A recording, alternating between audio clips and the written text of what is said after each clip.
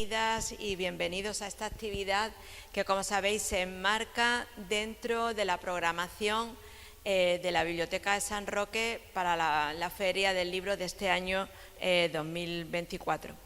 Y bueno, pues contar con la presencia de Laura Freixas es algo así como un colofón inmejorable, por lo que no nos cabe duda de que la velada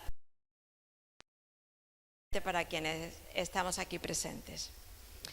En primer lugar, tenemos que deciros que aunque nos veáis por aquí a la gente de la asociación, nosotras solamente hemos hecho la propuesta.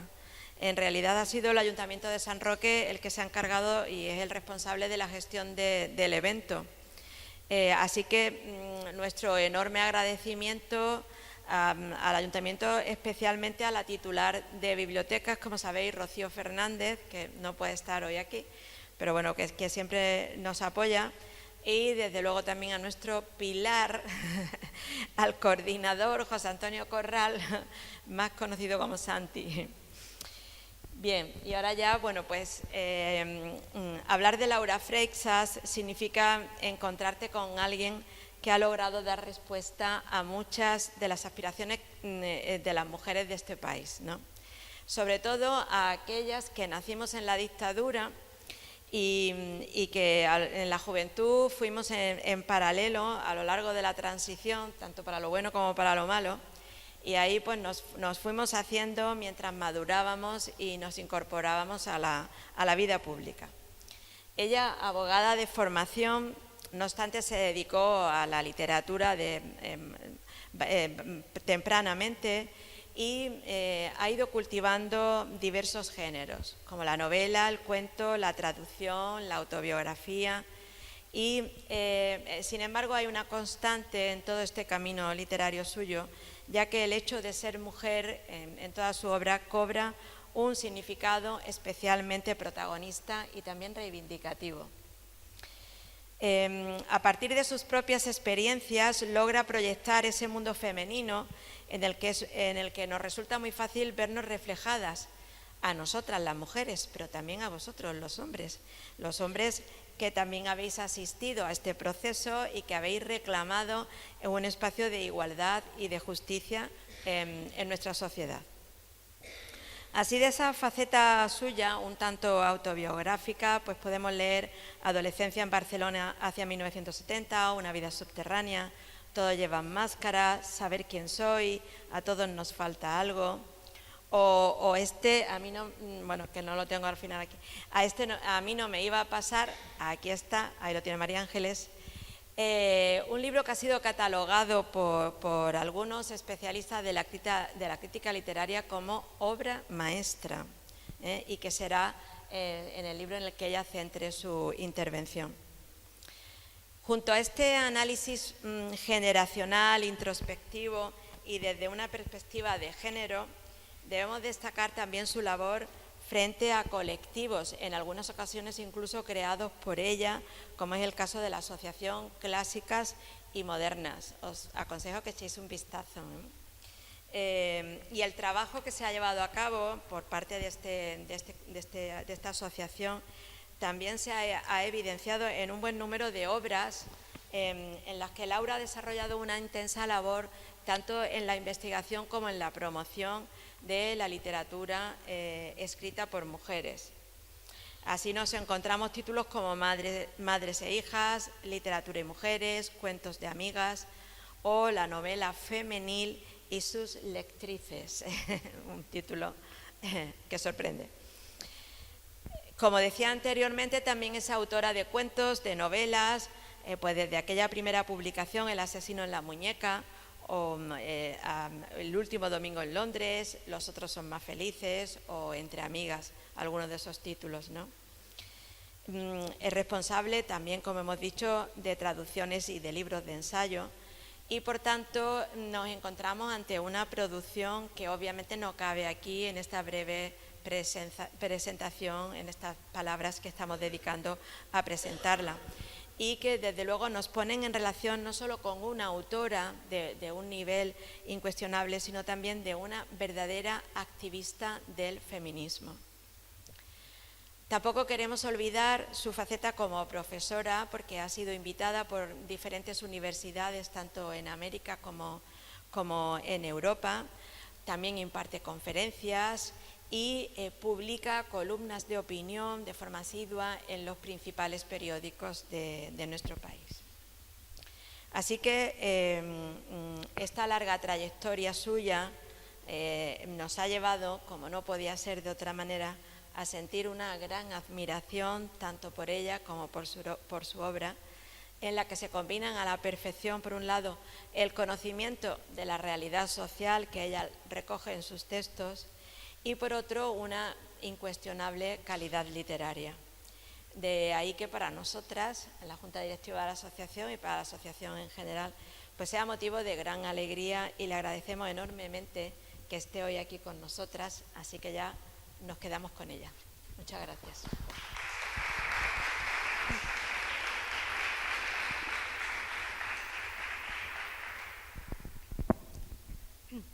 Hola, ¿se oye bien?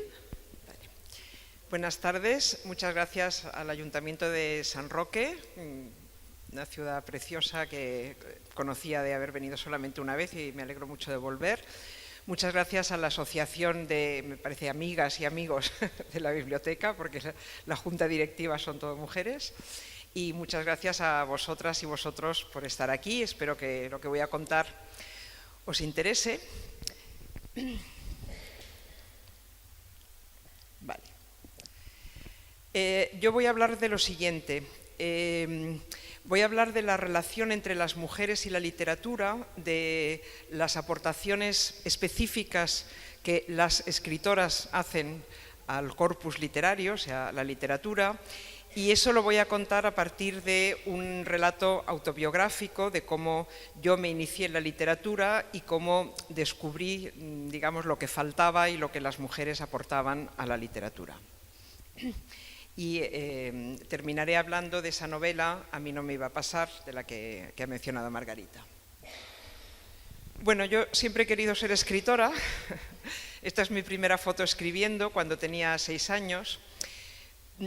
Durante muchos años he tenido esta foto por casa y solo hace unos pocos años me fijé en un detalle. ¿Se oye bien? Vale, es que me parece que hay eco. Me fijé en un... Hay eco, pero es igual, vale. Me fijé en un detalle que me había pasado por alto y es la ropa que llevo. Alguien me debía haber regalado ese disfraz de enfermera. Y ahí veo, teniendo en cuenta que yo jamás he tenido la más mínima vocación por las profesiones médicas, o sea, yo no lo había pedido seguro, pero ahí veo cómo la sociedad me estaba pidiendo que yo me dedicara a otra cosa, que me dedicara a cuidar a los demás. Pero yo lo que quería era escribir. ¿Y por qué yo quería escribir? También me lo he preguntado al cabo de los años y la respuesta me ha parecido muy evidente. La respuesta es mi madre. Mi madre era una ama de casa, bueno, de vez en cuando trabajaba, tuvo algunos empleos fuera de casa, pero básicamente su labor era ser ama de casa y madre. Pero yo cuando recuerdo a mi madre en mi infancia, no la recuerdo haciendo las cosas de casa, que las hacía pero siempre rabiando y protestando, sino que la recuerdo leyendo. Ella, donde era feliz y donde yo la veía interesada, incluso apasionada, era con un libro en la mano. Y entonces de eso me viene a mí la idea de que los libros ocultaban un secreto maravilloso, una forma de vida superior, mucho más interesante que la forma de vida de una ama de casa. Y en aquella España franquista, donde las mujeres no eran ministras, ni aviadoras, ni deportistas en general, y todas las mujeres que yo conocía, como mucho eran profesoras, pero en general eran más bien amas de casa y había muy poca variedad en sus profesiones, yo creo que inconscientemente empecé a pensar que el mejor lugar donde podía vivir una mujer, porque yo veía que como ama de casa mi madre se aburría horrorosamente, el mejor lugar donde podía vivir una mujer era en los libros.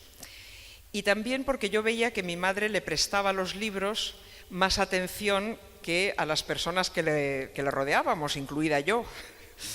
Y entonces para que mi madre me hiciera caso, yo quería ser libro. Yo quería que ella me mirase a mí con la atención, me escuchara y me mirase con la atención que ella solo prestaba a las novelas.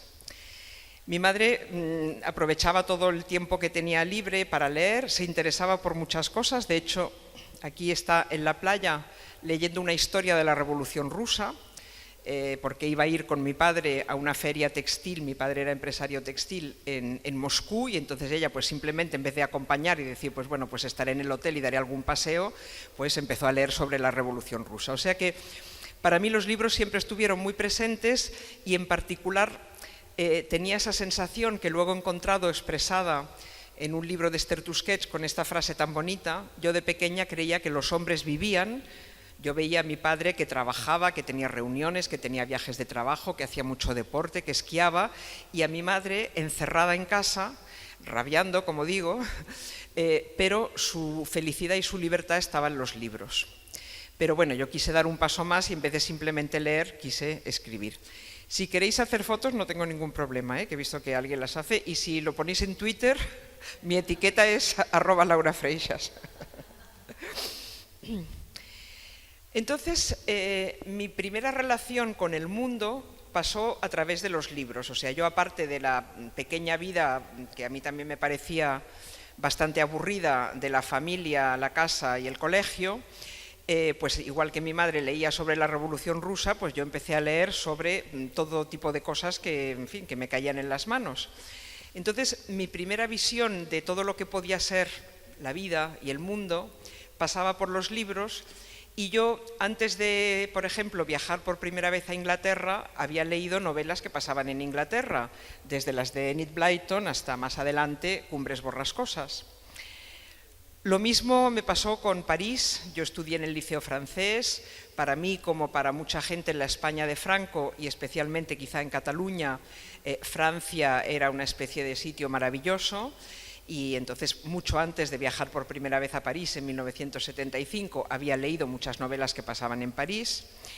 Y me pasó con todo tipo de experiencias, evidentemente con el amor, con la vocación literaria. O sea, yo sabía lo que es tener una vocación literaria y luchar por ella antes de hacerlo yo misma, porque lo había leído en la famosa novela de Joyce, El retrato del artista adolescente, o en la de Proust, que finalmente, entre otras cosas, es la historia de alguien que quiere ser escritor.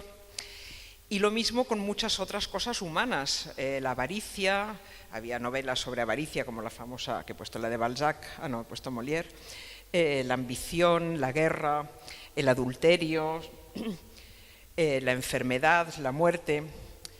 Por lo tanto, yo creía que en la literatura estaba todo, que en la literatura estaba el mundo. Y todo lo que yo vivía lo leía. Lo había leído antes, o lo leía a la vez, o lo leía después, pero mi vida era ya entonces un diálogo entre la experiencia y la literatura. Entonces, cuando fui a París, pues pude comparar el París que yo veía con el París que me imaginaba, porque lo había leído. Y esto nunca me había parado a pensarlo, pero me parecía que era lo normal y lo natural. Pero a los 34 años... me pasó algo que realmente pues es bastante frecuente en la vida, que es que me quedé embarazada.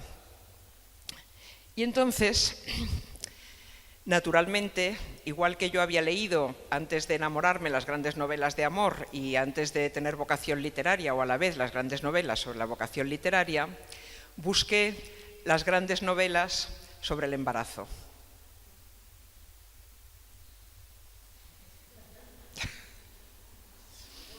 Y no encontré nada. En vez de eso, lo que encontré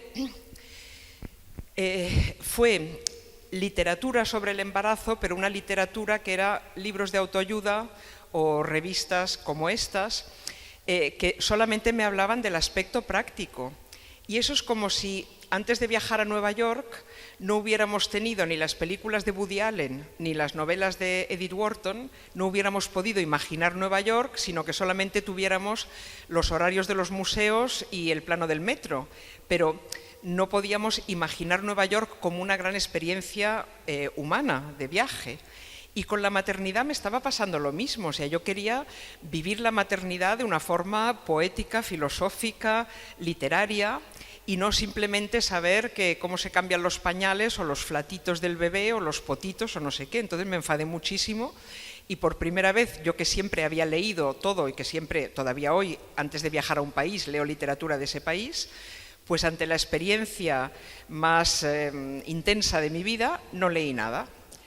Pero me quedé muy desconcertada porque por primera vez estaba dudando de eso, de que esa idea mía de que la literatura lo había dicho todo y hablaba de todo. Bueno, nació mi hija y entonces empecé una relación madre-hija que además pues me hizo pensar en mi propia relación con mi madre y seguí buscando literatura sobre esas experiencias.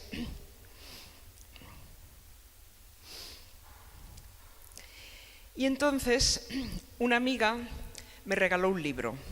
Era un libro en inglés de relatos sobre la relación madre-hija. Entonces me di cuenta de que así como gran literatura sobre embarazo y parto y maternidad no había encontrado nada, en cambio sobre relación madre-hija sí que había algo de literatura, pero esa literatura tenía una característica en la que yo antes nunca me había fijado, y es que todo lo que se había escrito lo habían escrito mujeres. Yo hasta entonces nunca había pensado que hombres y mujeres escribieran cosas distintas, pero cuando cogía ese tema, pues me daba cuenta que únicamente escritoras habían escrito sobre eso. Ese libro me dio la idea de hacer algo parecido en literatura española, y así fue como compilé el libro Madres e Hijas. Yo no solamente escribí el prólogo, pero en el prólogo por primera vez empecé a hablar de estos temas, ¿no?, de las mujeres y la literatura. Bueno, el libro la verdad es que fue un éxito, me fue muy bien. Y yo me quedé con esa pregunta, ¿no?, de esto que me ha parecido ver sobre la literatura, el hecho de que la literatura, que yo creía que lo reflejaba todo, pues solo refleja una parte. Y entonces con el tiempo empecé a investigar. Para tener una idea global de la literatura recurrí a un tipo de libros que son como pequeñas enciclopedias que se llaman diccionarios de literatura universal o diccionarios de argumentos y personajes o algo así. Y empecé a leer o a hojear esos libros buscando la respuesta a esa pregunta. Y la manera que encontré para responder a eso fue fijarme en los personajes. ¿Qué personajes se repiten a lo largo y ancho de la literatura universal? Y entonces me di cuenta de que los personajes de los que habla la literatura universal tenían algunas características. A lo largo de la literatura universal se repiten muchos personajes. Por ejemplo, el avaro. El avaro o el traidor son personajes que aparecen en todo tipo de literaturas, de distintas épocas, lenguas, etcétera, etcétera. Y también en la literatura universal aparecen relaciones entre personajes, por ejemplo, maestro y discípulo, hermanos enemigos, padre e hijo, etcétera. Estos personajes se definen por características humanas. Esto os va a parecer que es una obviedad, pero lo que quiero decir es que características como la avaricia o la traición no tienen nada de especialmente masculino o femenino, es algo que es propio del ser humano o el heroísmo, ¿no? Por lo tanto, cabía esperar que los ejemplos fueran tanto de mujeres avaras como hombres avaros, mujeres traidoras como hombres traidores, etc. Pero no era así, sino que esas características humanas en general estaban encarnadas únicamente en personajes masculinos. ¿Y qué pasaba con los personajes literarios femeninos? Es que no lo sabía. Lo sabía, pero de entrada eran muchos menos. Por ejemplo, los personajes que aparecen son la bella indiferente, la mujer fatal, la solterona, la amazona. Y la diferencia es que, así como los personajes masculinos se definían por características humanas, los personajes femeninos se definían por su relación con los hombres. La bella indiferente es bella e indiferente desde el punto de vista del hombre que la desea y al que ella desdeña. La mujer fatal es la que atrae a los hombres y los destruye. La amazona o la solterona son las mujeres sin hombre, es decir, todo está definido en relación con los hombres. Luego también me di cuenta de que esas parejas de personajes que yo había visto, como por ejemplo los hermanos, siempre eran hombres y que en cambio la literatura universal no se ocupaba de las relaciones entre mujeres, por ejemplo de madres e hijas, o de hermanas, o de maestra y discípula, o de amigas.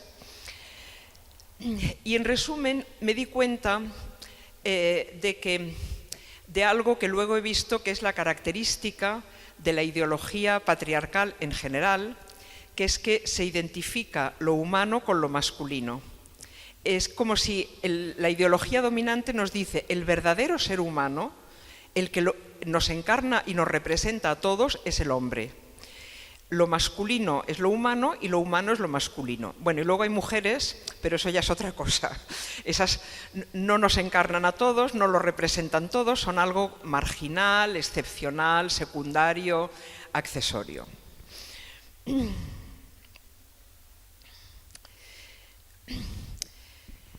Entonces, recordé el libro que me había regalado mi amiga sobre madres e hijas y el hecho de que todos los relatos en ese libro lo habían escrito mujeres, y me di cuenta de que tenía este panorama global de una literatura hecha básicamente por hombres y que habla básicamente de hombres, aunque cree que habla del ser humano en general, pero en la práctica solamente habla de hombres, pero que había una literatura escrita por mujeres que aportaba experiencias y personajes nuevos.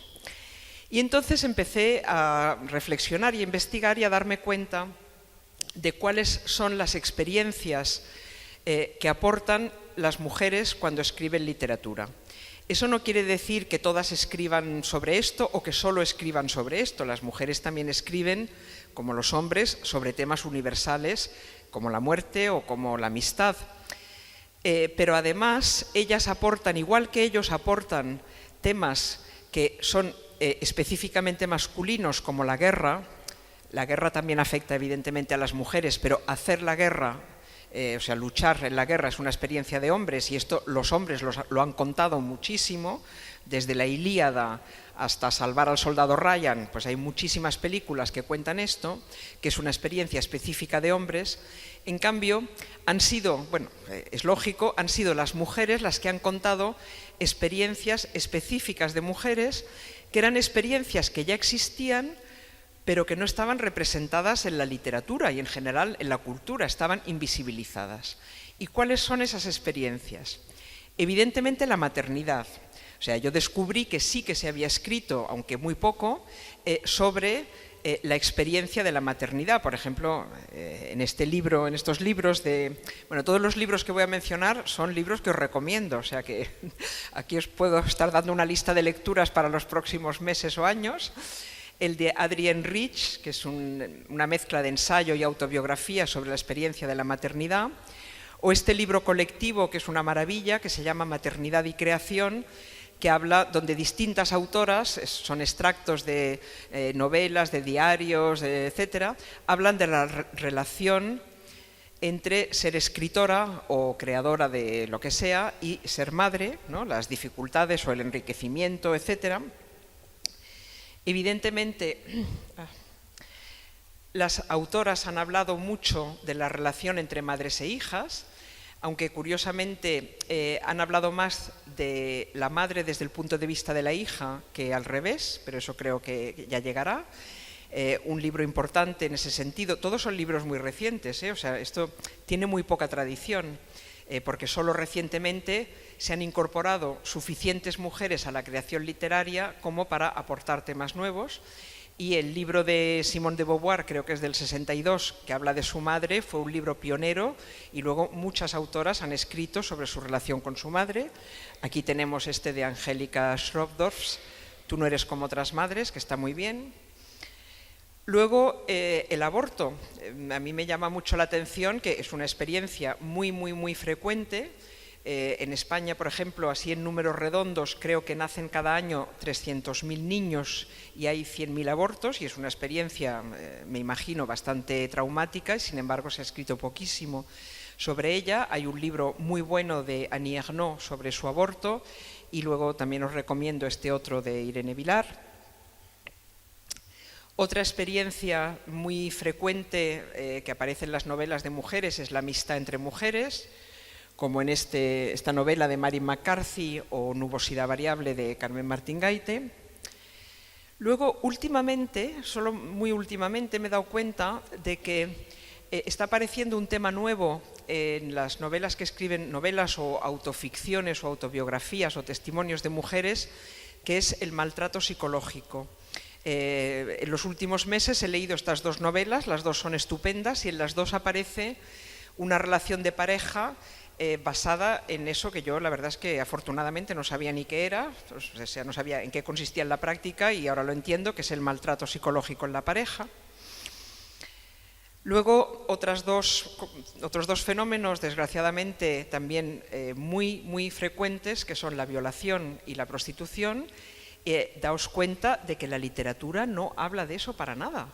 Solo muy recientemente y muy poco tenemos testimonios como este de Nelly Arcand, Puta, que es un libro muy original que os recomiendo, de una chica canadiense, joven, guapa, de clase media, con papeles, etcétera, que se prostituye por gusto y cuenta sus experiencias sin ninguna idealización.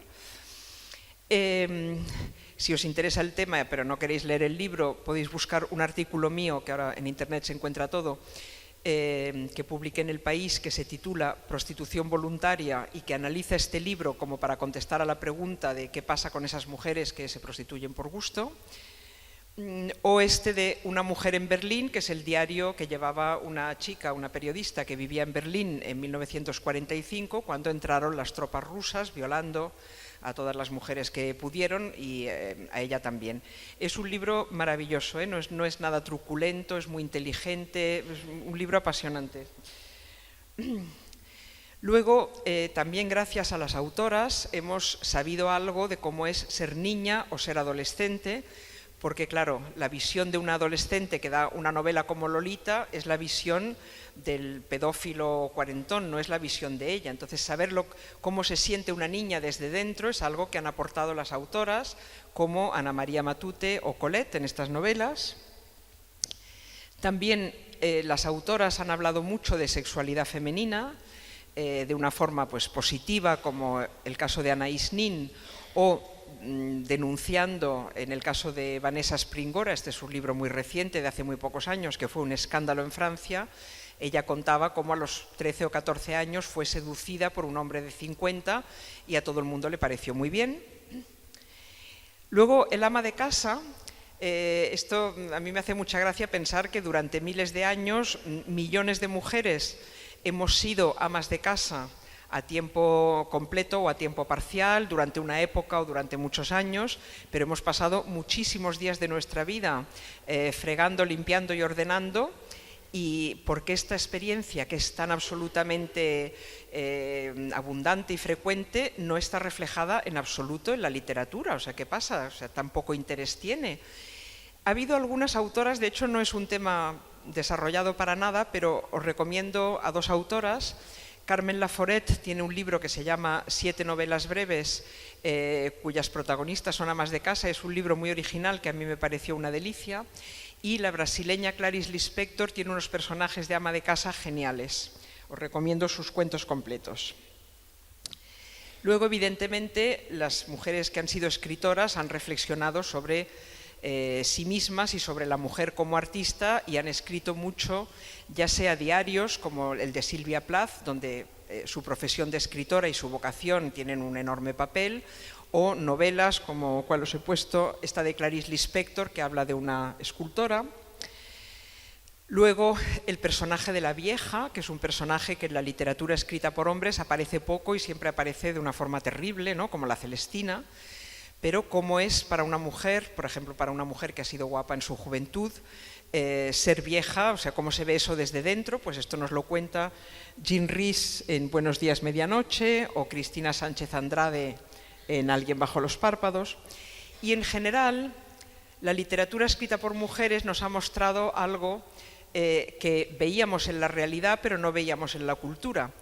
Os diré entre paréntesis que, pues también recordando y reflexionando, me di cuenta de que en nuestra infancia miramos a nuestro alrededor y en la sociedad hay mitad hombres y mitad mujeres, en la sociedad, en nuestra familia, en todas partes. Pero accedemos a la cultura, y mi ejemplo de acceso a la cultura es Los Pitufos, o sea, el primer libro que yo recuerdo haber tenido entre las manos, y de esa representación cultural ya han desaparecido las mujeres. Los pitufos son todo personajes masculinos, solo hay una pitufa. Pero nadie nos dice, oh, fijaos, mirad este libro, qué cosa tan rara. ¿Dónde están las pitufas? ¿Por qué solo hay pitufos? ¿Qué pasa con las mujeres? No, a todo el mundo le parece natural, hasta el punto de que yo tenía 50 años cuando caí en la cuenta de que mi formación en cultura había empezado con una representación en la cual solo había personajes masculinos. Y luego, claro, después de eso ya te parece normal que en la novela que leas pues solo aparezcan chicos y que en la curia, el colegio episcopal, pues solo haya hombres, y que en el gobierno haya hombres y que haya hombres en todas partes, porque ya te has acostumbrado a esa desaparición de las mujeres. Bien, aquí un pequeño paréntesis. Cuando yo reivindico la escritura de las mujeres porque aportan algo que no estaba en la literatura escrita por hombres, me preguntan por la calidad y por el carácter universal de esas obras literarias. Entonces, cuando me dicen o me dan a entender que a lo mejor esas obras tienen un interés sociológico pero no literario, y me hablan de la calidad literaria, que eso es un argumento muy habitual cuando desde mi asociación Clásicas y Modernas protestamos de que aquí o allá no hay mujeres, nos dicen, uy, es que solo nos fijamos en la calidad. Y yo siempre digo, ¿calidad a juicio de quién? Porque la calidad la literatura no es una ciencia exacta. O sea, la calidad es subjetiva y opinable, y a mí me parece que todas las novelas que acabo de poner son todas buenísimas. O sea, no es que todas las novelas de las mujeres lo sean, pero os he seleccionado las mejores, son buenísimas. Y luego nos dicen que eso es cosa solo de mujeres, que eso no encarna la experiencia humana en general. Y yo me pregunto, entonces, ¿por qué pensamos que una novela de guerra o una novela como Moby Dick, que habla de un barco ballenero donde pues todos los personajes son hombres, o como la de Muñoz Molina, la que cuenta el servicio militar, que era Ardor Guerrero, que también todos los personajes son hombres, ¿por qué nadie dice que eso es solo una parte de la experiencia universal, que eso es literatura de hombres? No, dan por supuesta esa identificación entre lo masculino y lo humano. En cambio, lo femenino no es visto como representativo de todo lo humano, sino representativo solo de cosas de mujeres que además están siempre desvalorizadas y se consideran por definición de segunda, y como que solo nos afectan a las mujeres, como si la maternidad solo nos afectara a las mujeres. A los hombres los hubiera traído todos la cigüeña. Entonces, para mí, la definición de calidad incluye la variedad, es decir, me parece que globalmente una literatura que olvida a la mitad de la población le falta calidad. O sea, para mí calidad también es incluir esto. Del mismo modo que la literatura norteamericana del siglo XIX, si solamente nos fijamos en lo que han escrito los blancos y olvidamos completamente que estos señores blancos tenían esclavos, me parece una literatura incompleta. Yo quiero que cuando me enseñen esa literatura me enseñen también la autobiografía de Frederick Douglass, de un esclavo que se escapó, que no está muy bien escrita, pero que aporta, o sea, completa esa visión. Y esa es para mí la verdadera universalidad. Bueno, con todo esto, pues empecé a escribir libros, por ejemplo, este de Literatura y Mujeres. He seguido escribiendo mucho sobre el tema. Mi último libro sobre este tema es este que se llama ¿Qué hacemos con Lolita?, que supongo que se encontrará aquí en la biblioteca. que incluye varios artículos y varias reflexiones. Y también empecé a escribir novelas. Digamos que dar este rodeo por la reflexión teórica me había servido para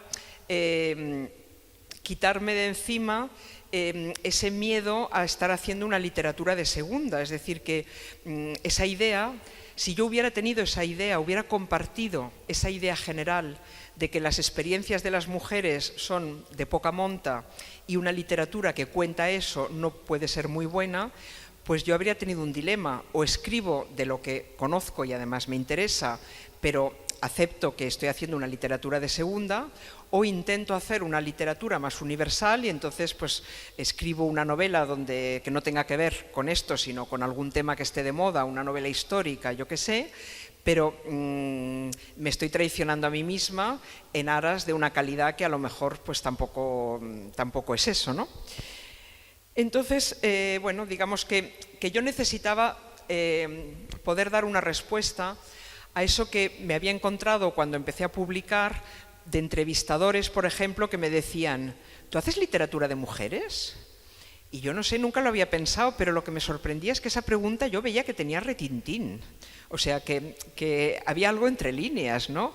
Que no era una pura información lo que me estaban pidiendo, que lo que me estaban diciendo realmente es que si yo hacía una literatura de segunda, como cuando mi editor me dijo una vez: no te quiero ofender, Laura, pero reconozcamos que a ti te leen mujeres. O cuando los entrevistadores me preguntaban: ¿y por qué en este libro tuyo, por ejemplo, en Cuentos a los 40, todos los personajes son mujeres, ¿no? Bueno, primero que no es verdad, pero además, ¿qué tiene de malo? ¿Y por qué cuando un hombre escribe una novela donde todos los personajes son hombres, nadie le pregunta nada, ¿no? Eso no es sospechoso. Veo que nos ha hecho reaccionar esa frase de no te quiero ofender, pero bueno, al editor pues, le parecía muy normal esa frase, ¿no? Bueno, entonces empecé a escribir novelas donde cuento experiencias de mujeres y realmente, básicamente son experiencias autobiográficas, más o menos cambiadas. Luego empecé a publicar mi diario. El primero lo publiqué en 2013, pero es un diario de los años 90, o sea, los publico 20 años después. Estos son los dos primeros volúmenes y estos son los siguientes. Este último, el de A todos nos falta algo, ha salido hace muy poco, hace un mes, lo presenté ayer en Málaga. Pero yo creo que mi obra principal es una novela autobiografía. De hecho, exactamente considero que es una autobiografía, o sea, todo lo que cuento es verdad, o para mí es verdad, o yo lo viví así, o sea, no he inventado nada, pero escrita como si fuera una novela. O sea, he mantenido los nombres, por lo menos los principales, o por lo menos el mío, pero la he escrito, digamos, con técnicas de novela. ¿Qué pretendía yo cuando escribí este libro? En primer lugar, entender una parte de mi propia historia. O sea, entender por qué una mujer como yo, que siempre había querido ser escritora y que era feminista, pues cómo me encontré sin comerlo ni beberlo, pero bueno, evidentemente por decisiones que había tomado yo, encerrada en un papel de maruja de lujo, pero maruja, de ama de casa y madre. ¿Qué es lo que me había conducido a mí a esa situación cuando yo pensaba que a mí no me iba a pasar, ¿no? Entonces quería entender mi propia historia, quería situarla en la historia de muchas mujeres a las que pasa esto mismo, quería visibilizar experiencias femeninas dentro de la alta cultura, o sea, quería continuar esa labor de la que os he dado muchos ejemplos de novelas de distintas autoras de distintos países que hablan de experiencias femeninas. Yo quería hacer lo mismo, quería aportar mi propia experiencia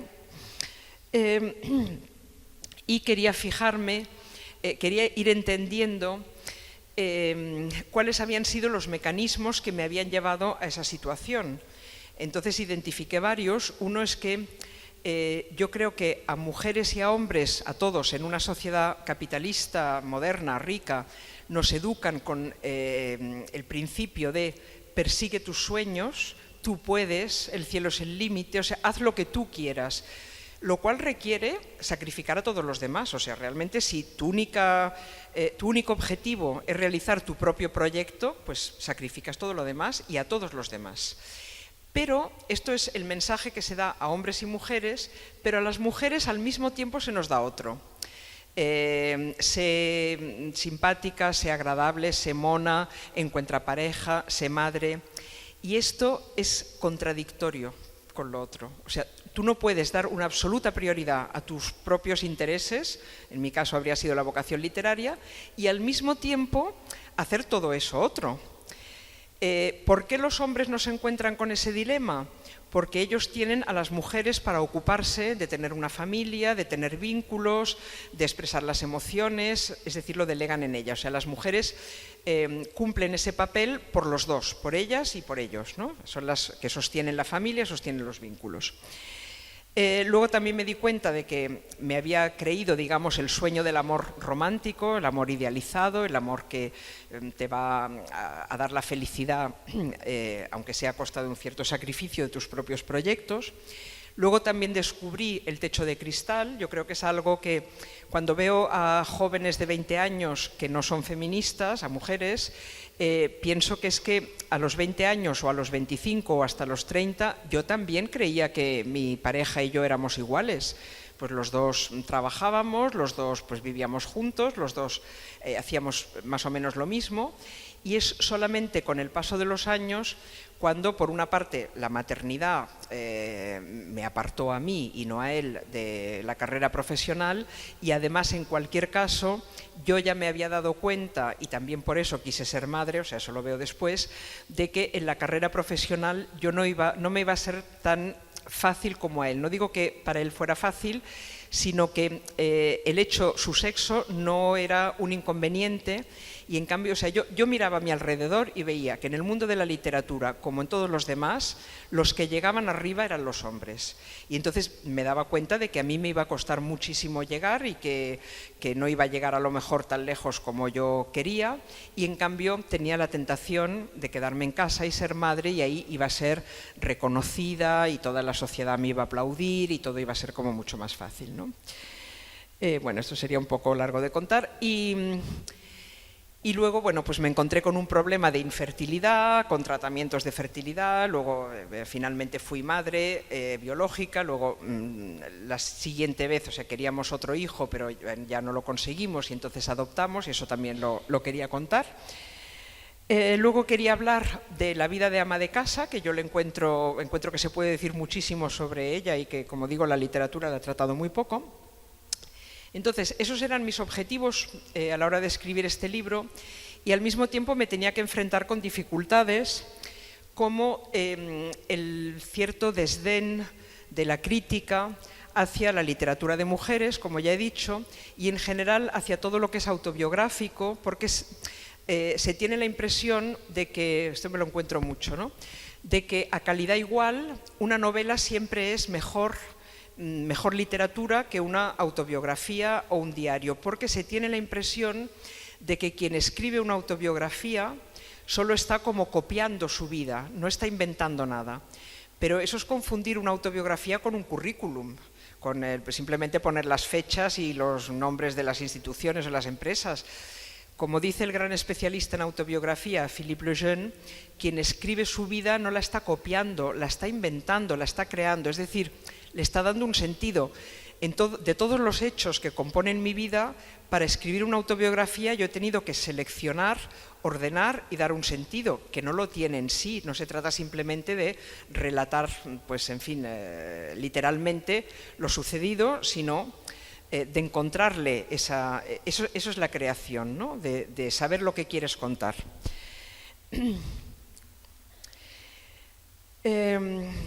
Luego tenía pues otros problemas, como la escasa tradición literaria, o sea, iba a escribir un tipo de libro que no se parece mucho a la tradición, o sea, busqué muchos referentes, ahora os diré cuáles fueron.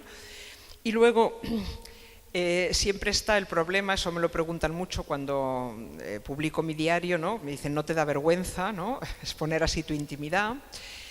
Sí y no, porque Cuando te conviertes en la autora, eso te da como un dominio, un control, una libertad. Eres tú la que cuentas y por lo tanto ya no te limitas a sufrir pasivamente lo que te sucede, sino que por el hecho de contarlo te pones por encima, te conviertes en la dueña de ello, le puedes dar incluso un tono humorístico, aunque en su día lo pasaras fatal, y entonces para mí es liberador, ¿no? Es sanador. Y por último está la exposición de terceros, o sea, el hecho de hablar de personas reales y que no te han dado su permiso, porque, bueno, por si acaso no se lo has pedido, para que hables de ellos en tu libro, entonces eso lo he resuelto más o menos cambiando nombres, pero he mantenido el mío como indicación de que yo cuento lo que para mí es la verdad. Ya entiendo que otras personas que aparecen allí habrían dado otra versión y por eso no las incluyo con su nombre, sino que las incluyo como si fueran un personaje imaginario. Bueno, y ya para ir terminando, ¿qué libros o qué personas o qué autores o qué cosas me ayudaron a escribir este libro que se publicó en 2019? Pues un libro que me han servido de ejemplo. Pues un libro que me sirvió de ejemplo, aunque pueda parecer que no tiene nada que ver, es la autobiografía de Arturo Barea, La forja de un rebelde, que es un libro maravilloso. Bueno, de hecho son 3 libros, una trilogía, o sea, es muy extenso, y es la autobiografía de Arturo Barea que cuenta su vida, pero que además intenta entender lo que le pasó a su generación, que fue la generación que hizo la guerra. O sea, que intenta entender esa sociedad de la que él formaba parte, que terminó matándose, ¿no? Y yo también quería, salvando todas las distancias evidentemente, contar mi historia, pero teniendo muy en cuenta que es también la historia de muchas amigas, de muchas conocidas, de muchas mujeres, ¿no? Que no entendíamos por qué habíamos salido al mundo creyendo que nos lo íbamos a comer y que éramos la generación de la igualdad y que esto de la discriminación de las mujeres era cosa del pasado y que terminábamos en esa situación de subordinación, pero que lo peor es que no simplemente habíamos sido víctimas, sino que nosotras habíamos contribuido con nuestras decisiones a encontrarnos en esa situación y yo quería entenderlo, ¿no? Evidentemente me ayudaron mucho las memorias de Simone de Beauvoir, que también son una historia personal, pero también de una generación y de una época. De hecho, el origen del segundo sexo de Simone de Beauvoir es que Simone de Beauvoir empezó a pensar en escribir su autobiografía y entonces hablando con Sartre, Sartre le dijo lo que te ha marcado, bueno, lo que a usted le ha marcado, porque se trataban de usted, cosa curiosa, es ser mujer. Y ella al principio dijo, no, a mí no me ha influido para nada ser mujer, pero luego lo empezó a pensar, se dio cuenta de que sí y entonces escribió El segundo sexo y solo después escribió su autobiografía. Entonces, a mí la autobiografía de una mujer tan inteligente y con tanta conciencia feminista como es Simone de Beauvoir, evidentemente me ha servido de muchísimo. Luego, todo eso que os he contado sobre ese doble mensaje que recibimos las mujeres, lo entendí muy bien cuando leí, o sea, gracias al libro de Almudena Hernando, un ensayo que se llama La fantasía de la individualidad. Es un libro bastante denso, es un libro un poco difícil, pero para mí es un libro fundamental. Además veo que se cita mucho, o sea, en el feminismo, ¿no? Que a muchas nos ha abierto mucho los ojos, nos han ayudado a entender. Digamos que yo hasta entonces creía que lo que hacían las mujeres en casa, o sea, el papel de las esposas y madres, era una cosa puramente material, de intendencia, y que por lo tanto se podía delegar, o sea, que si podías emplear a alguien que lo hiciera, pues bueno, pues ya había resuelto el problema, más o menos, o que era una cuestión de organización o de horarios.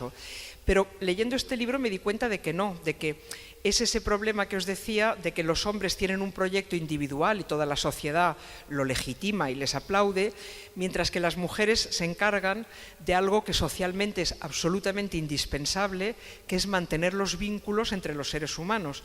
Dicho de otra manera, en un mundo de hombres regido o de hombres y mujeres, pero regidos por ese comportamiento que llamamos masculino, que no lo es así por naturaleza, lo es por cuestiones históricas, eso lo explica muy bien Almudena Hernando, pero un mundo regido únicamente por valores de hombres, sería invivible, sería un infierno, sería puramente, pues, en fin, el hombre lobo para el hombre y la selva, la jungla del asfalto, ¿no? Entonces las mujeres cumplimos el papel de mantener y cultivar las emociones, los vínculos, las relaciones, es decir, que me di cuenta, para decirlo así de una forma muy de estar por casa, que mi papel, el papel que me estaba correspondiendo en esa pareja, en esa familia, no era tanto barrer y fregar, que eso podía pagar a alguien para que lo hiciera, sino que era hablar con mis hijos, cosa que mi marido no tenía tiempo de hacer, hablar con la psicóloga de mis hijos, cosa que mi marido tampoco tenía tiempo de hacer, organizar una fiesta de cumpleaños y saber quiénes eran los amigos de mis hijos a los que iba a invitar y buscarle un regalo a mi sobrino y organizar la Navidad y hablar con todo el mundo para que nadie se peleara, ese tipo de cosas, ¿no? Que son a la vez indispensables pero nada valoradas, o se valoran de boquilla nada más. Bueno, eso lo he entendido, como digo, con el libro de Almudena Hernando.